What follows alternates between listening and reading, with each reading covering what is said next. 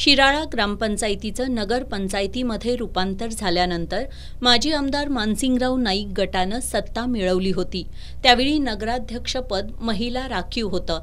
सत्ताधारी मानसिंगराव नाईक गटानं दरवर्षी एका महिला सदस्याला नगराध्यक्षपदी काम करण्याची संधी दिली होती।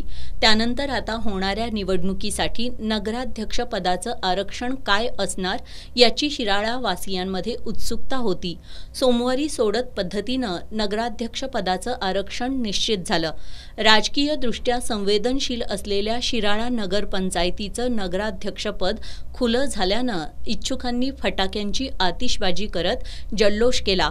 नगराध्यक्षपद खुलं झाल्यानं पृथ्वीसिंग नाईक, केदार नलवडे, अभिजित नाईक, माजी उपसरपंच सुनील कवठेकर, सम्राट शिंदे, अजय जाधव, विश्वास कदम, महादेव कदम, शिवाजी शिंदे, प्रताप मुळीक, प्रमोद पवार यांची नावं चर्चेत असून सर्वच पक्ष तगड्या उमेदवारासाठी चाचपणी करू लागलेत।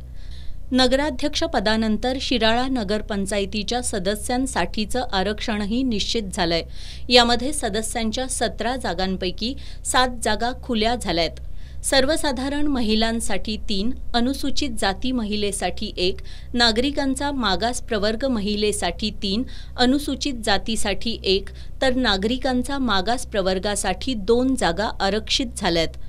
नगराध्यक्षपद आणि सदस्यपदाच्या आरक्षणानंतर आता इच्छुकांच्या हालचालींना वेग आलाय।